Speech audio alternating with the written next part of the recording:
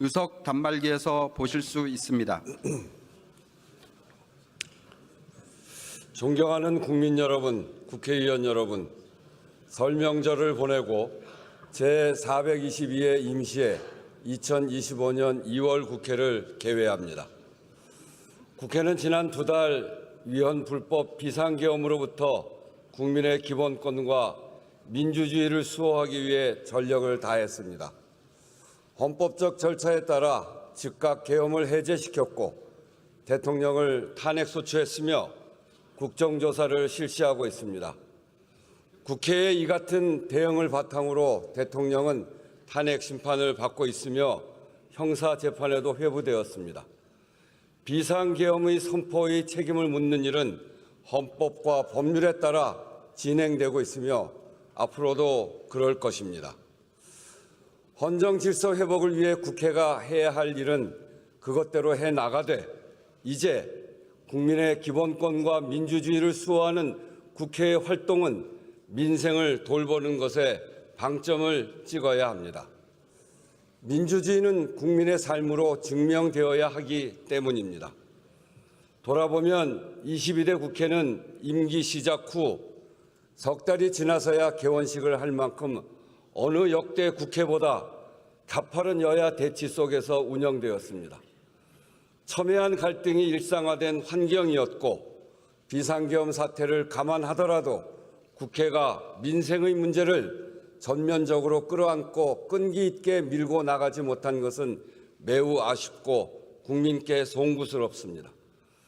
의원 여러분들께서도 이번 설 민심을 직접 들으면서 같은 생각을 하셨을 겁니다. 먹고 살기가 너무 힘들다. 차라리 폐업하는 게 낫겠는데 비용 때문에 그마저도 못하겠다. 도대체 언제 이 혼란을 끝낼 것이냐. 사는 게 힘드니 여도 야도 다 보기 싫다. 어느 한 말씀 국회와 정치를 향한 질책이 아닌 것이 없었습니다. 실제로 21대 국회와 비교했을 때 같은 기간 22대 국회는 더 많은 본회의를 열었지만 처리된 법률안은 오히려 적었습니다. 그간 처리한 법안이 1192건, 21대 국회보다 무려 267건이 적었습니다. 주요 현안을 놓고 여야 간 논쟁과 주장은 있었지만 정작 입법을 위한 여야의 협력이나 협상은 크게 부족했다는 의미일 것입니다. 이유가 무엇이든 뼈아픈 일입니다. 물론 12.3 비상계엄의 여파가 여전하고 그에 따른 정치적인 쟁점이 전 사회를 휘감고 있습니다. 그러나 이런 때일수록 국회가 더욱 중심을 잡고 민생의 문제가 실종되지 않도록 해야 합니다. 국회가 오히려 혼란을 더하지 않았는지 또는 그 와중에 큰 이견이 없는 법안조차 미뤄둔 것은 아닌지 차분하고 겸허하게 돌아볼 필요가 있습니다. 이번 임시국회를 입법과 정책으로 국민을 지키는 국회로 만들어야 합니다. 아주 분명하고 절박한 이유가 있습니다. 첫째, 민생의 어려움은 숨이 턱에 찰 만큼 한계에 이르렀고 둘째, 대내적으로 높은 파고가 닥쳐오고 있기 때문입니다. 불평등과 양극화 심화, 기술혁신 지체, 인구 감소 등 저성장이 구조적으로 고착되고 있는 상황에서 예상보다 빨리 작년 말 초고령 사회에 진입했고 미국 신행정부의 출범으로 경제 외교 통상 분야에 큰 도전이 예고되고 있습니다. 파고에 맞설 방파제가 얼마나 튼튼하게 점검하고 대비해야 합니다.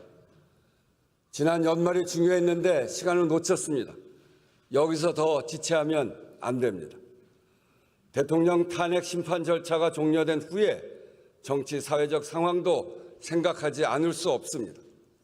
어떤 결과가 나오든 일정 기간 혼란은 불가피할 것입니다.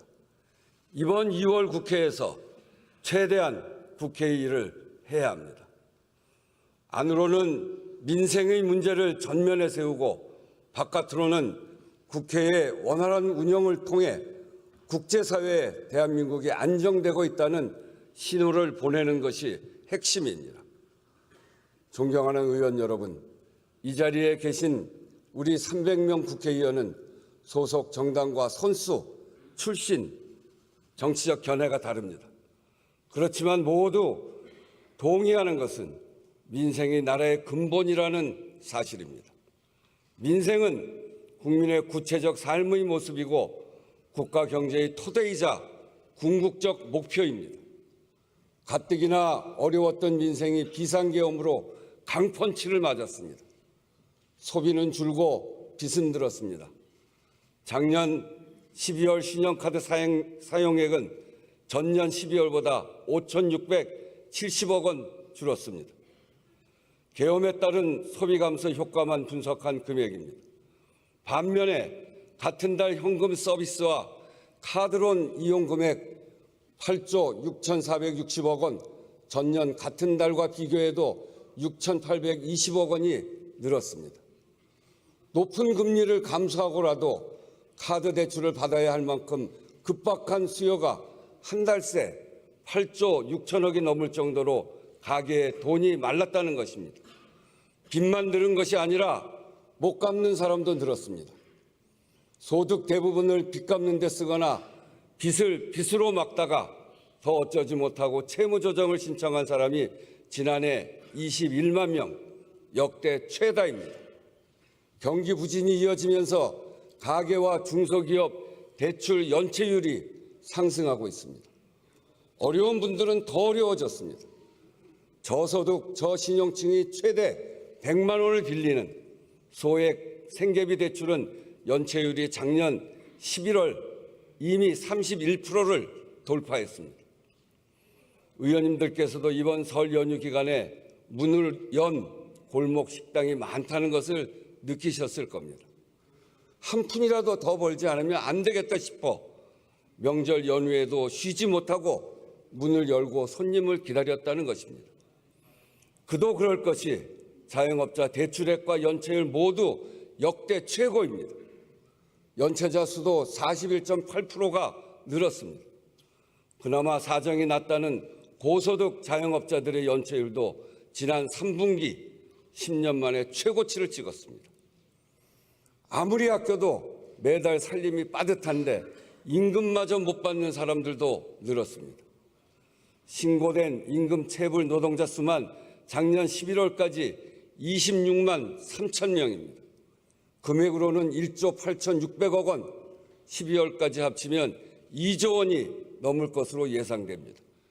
역시 역대 최다입니다.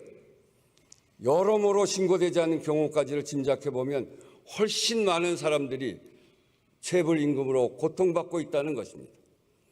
지금까지 말씀드린 사례들 그저 수치가 아닙니다. 그게 다 국민의 한숨이고 눈물이고 절망 아니겠습니까? 정말 가슴이 아픕니다. 마음이 무너집니다. 민생의 어려움만이 아닙니다. 가계부채와 체불임금은 경제에도 큰 타격이 됩니다. 소비 제약과 내수 위축으로 이어져 성장을 저해야 합니다. 지금 우리 경제가 직면한 문제입니다. 존경하는 의원 여러분, 국회가 정말 민생의 깃발을 높이 들어야 합니다. 갈등과 정쟁 속에 민생이 실종되지 않도록 해야 합니다. 지난 2개월 민주주의가 무너지는 위기감 앞에 민생과 미래 의제 논의가 사실상 멈췄습니다. 그 시간을 만회하는 2월 국회가 되어야 합니다. 반드시 세 가지는 합시다. 첫째, 조기 추경에 합의합시다. 국내외 주요 기관이 모두 올해 경제 성장률을 하향 조정했습니다. 한국은행은 최근 2달 만에 0.2%포인트를 더 낮춰 1.6%에서 1.7%에 그칠 것으로 전망했고, 글로벌 투자은행 중에는 1% 초반대까지 낮춘 경우도 있습니다. 한마디로 올해는 더 힘들 것이라는 겁니다. 더구나 올해 본 예산은 편성 단계부터 민생 예산이 줄었습니다. 임대주택 지원 취약계층 에너지 바우처, 지방교육 재정 등 민생 예산이 상당히 빠진 상태입니다. 이 긴축 예산안이 올해 경제 성장률을 더 낮출 것이라는 게 한국은행의 분석입니다. 추경을 편성해 경기를 부양하고 소비와 투자를 늘려야 합니다. 재정의 적극적 역할이 필요합니다. 추경의 시급성에는 대다수 전문가들도 이견이 없습니다. 본 예산을 조기 집행하고 추이를 살펴보자던 정부도 최근 추경 논의 의사를 밝혔습니다. 때를 놓치지 말고 필요할 때 빨리 해야 합니다. 여야 합의가 전제되는 추경 편성 자체가 정치적 불확실성 속에서도 대한민국 경제 시스템이 정상적으로 작동한다는 것을 보여주게 될 것입니다. 추경 편성이 대외 신인도 회복에 기여하는 것입니다. 경제 성장률 전망은 경제 주체의 심리에 큰 영향을 줍니다.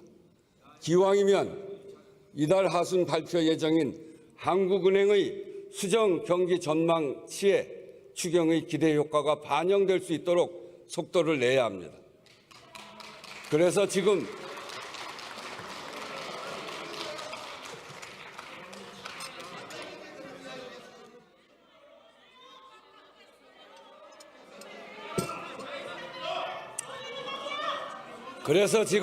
국회와 정부가 서둘러야 하는 추경은 민생 추경일 뿐 아니라 경제 심리 회복 추경, 성장률 방어 추경이고 국정 안정 추경입니다.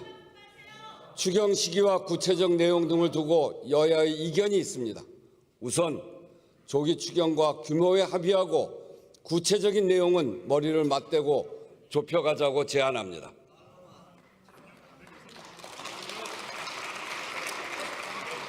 둘째, 민생입법에 속도를 냅시다. 국회는 지난해 여야 공통 총선 공약인 소상공인 부채 부담 완화, 육아 지원 강화, 딥페이크 성범죄 강력 대응 법안을 통과시켰습니다. 여야 갈등 속에서도 민생입법에 초당적 성과를 낸 좋은 사례입니다. 이번 임시회에서 더 진전된 모습을 국민에게 보입시다. 지금 각 상임위에는 민생에 절실한 법안이 다수 대기하고 있습니다. 경기 침체에 더해 기업의 투자 심리도 위축된 상황에서 고용 한파에 대비하고 산업 전환이나 노동 형태의 변화로부터 일하는 사람들을 보호하는 내용, 소기업 소상공인의 사회 안전망을 강화하는 것까지 지금 꼭 필요한 입법들입니다. 특히 소득 기반으로 고용보험 제도 개선, 노란우산 소득공제 한도 확대나 이미 해지 시 세부담 완화를 통한 소기업 소상공인 세제 지원 강화는 이미 여야가 뜻을 함께하고 있습니다.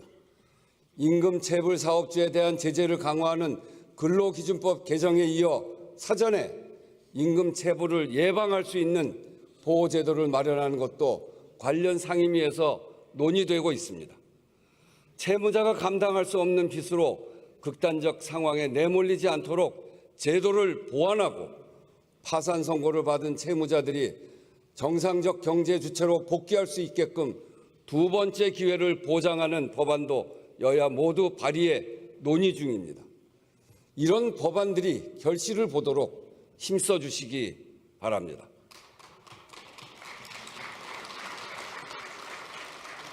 근본적으로는 누구나 일한 만큼 대가를 받고 억울한 일 당하지 않도록 공정한 경제 구조를 만드는 것이 매우 중요합니다.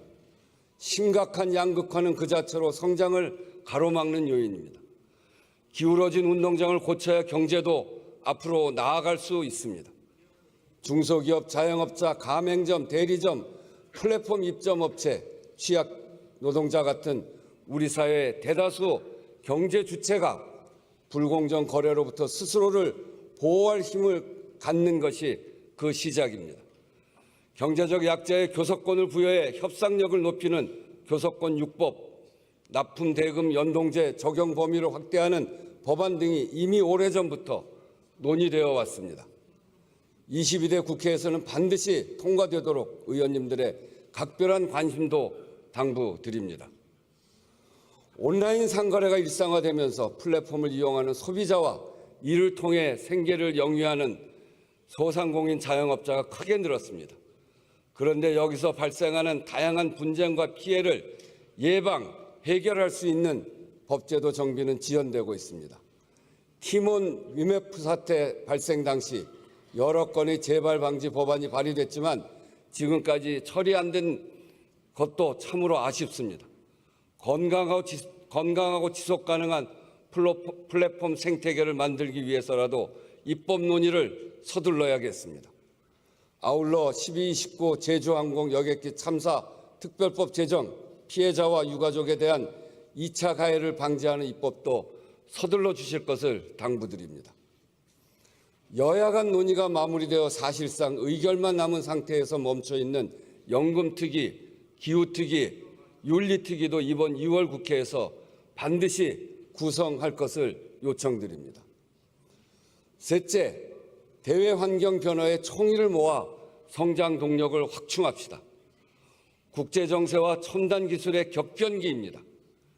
미국 신정부의 대내외 정책 변화까지 겹치면서 우리나라는 경제 안보 등 전방위적 도전에 직면해 있습니다.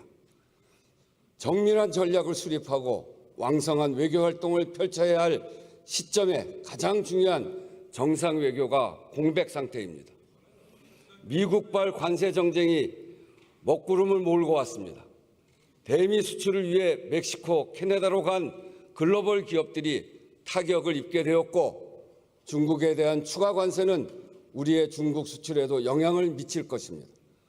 국내 정치 상황의 불안정성으로 중요한 계약이나 투자 유치가 미루어지거나 취소될 위험에 처한 기업들도 대기업, 중소기업을 가리지 않고 상당수입니다.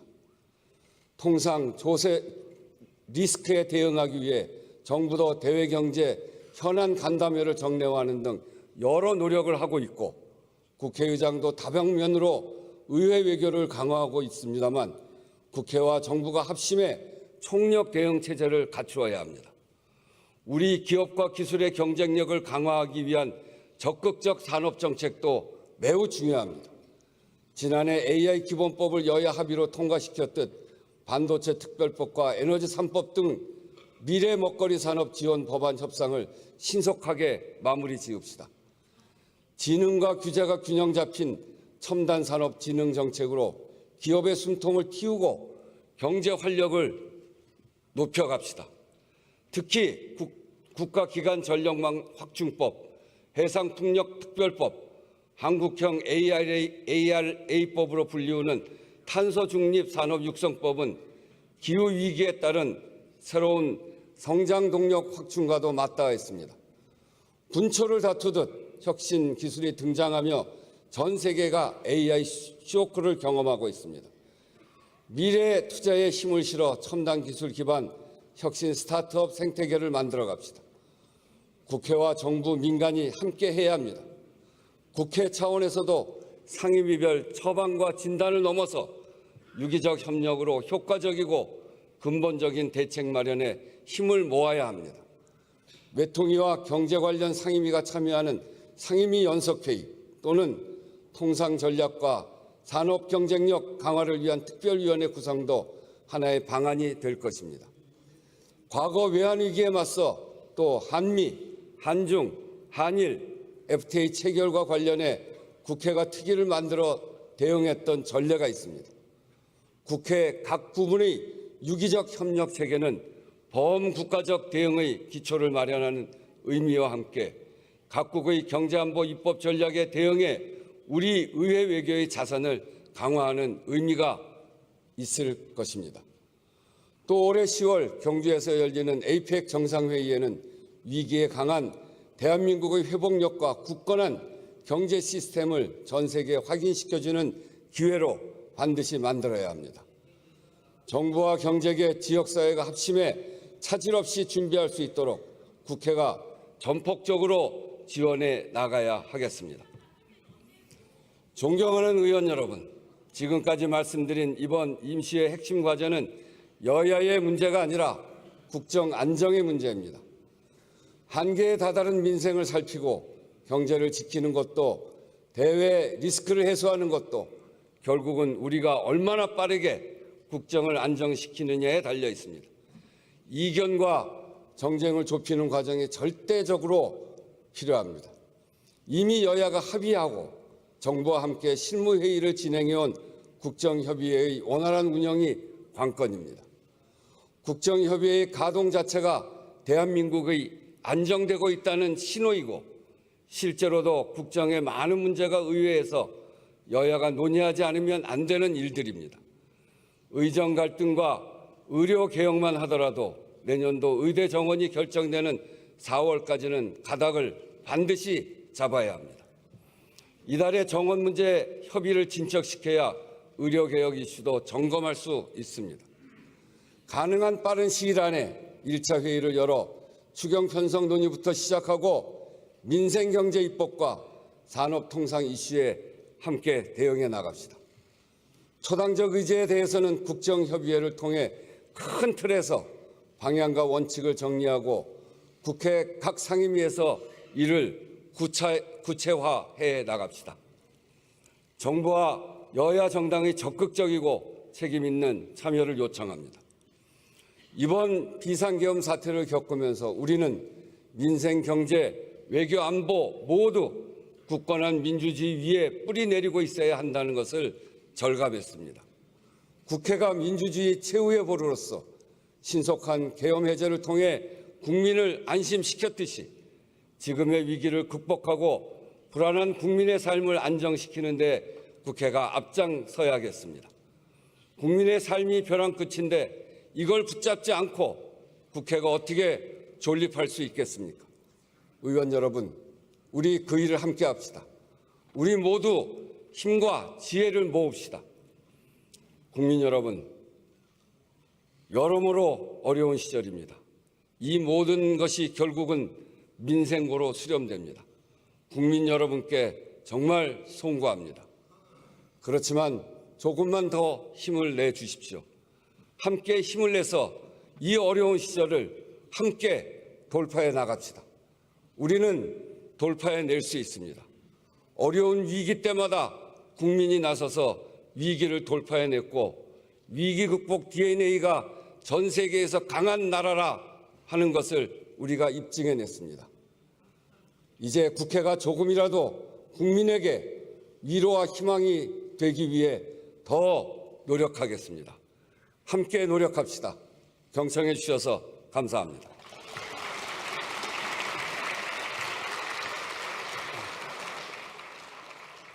이상으로 개회식을 모두 마치겠습니다. 잠시 후 제1차 본회의가 바로 개의되겠습니다. 의원님들께서는 의석에서 잠시만 기다려 주시기